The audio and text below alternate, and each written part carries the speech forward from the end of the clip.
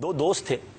एक दोस्त ने अपने दूसरे दोस्त से पूछा, यार ये बताओ कि तुम्हारी वालिदा की फेवरेट डिश क्या है, खाने में फेवरेट डिश क्या है। बहुत देर तक सोचता रहा, फिर रोने लग गया। तो कहा कमाल है, इतनी देर से जवाब नहीं दे रहे।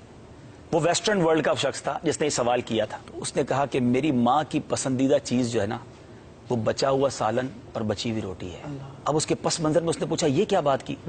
और मैं अब आज अपने दिल के तासुरात पेश कर रहा हूँ। आज मेरी उम्र 40 साल से ज्यादा हो गई है, मुझे आज तक याद नहीं है कि मेरी माँ ने कभी खाना बनाकर ये कहा हो कि ये मेरी आज पसंदीदा चीज मैंने बनाई है।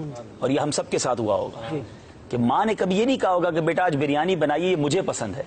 माँ ने कभी कहा होगा कि बेटा ये आज मेरे बेटे की पसंद की मैंने बनाई है, या हमारे वालिद साहब के पसंद की बनाई, या छोटी बहन की पसंद की बनाई। और माँ ने क्या खाया? जो हमने बचाया, जो हमने छोड़ा। ये है माँ। कभी उसने अपनी जात के लिए क्या सोचा?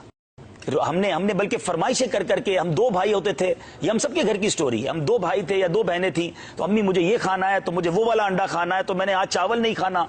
तो माँ ने दोनों के लिए अलग अलग खाने बनाए। माँ को हमने होटल वाली समझा, उससे जो कहा उसने हमें पकाकर खिलाया। कभी ये सोचा कि माँ ने अपने लिए आज क्या पकाया? मगर माँ हमारे बचे हुए खा के खुश होती रही, हमारी प्लेटें साफ करती रही कि मेरे बेटे ने बचाया तो चलो मैं खा लेती हूँ, बेटा आप थोड़ा और निकाल लो, बच जाएगा तो मैं खा लूंगी।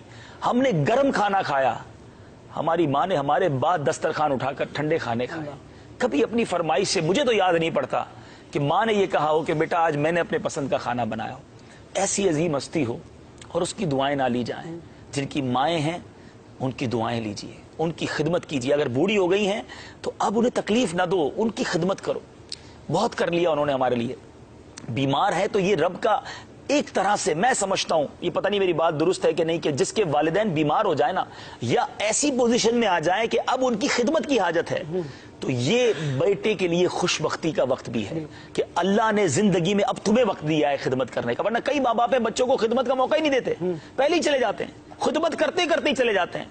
अगर अब मौका आया है तो इसको बोझ न समझो, ये अल्लाह का शुक्र भी इस हवाले से अदा करो कि या अल्लाह इन्होंने जाने से पहले मुझे अपनी खिदमत का कोई मौका दे दिया कि मैं जाते जाते इनके दिल में कोई ऐसी बात छोड़ जाऊं कि ये दिल से मेरे लिए कोई दुआ कर दें, और ये दिल में ये लेकर जाएं दुनिया से कि हमारे बच्चों ने हमें तन्हा ना छोड़ा था।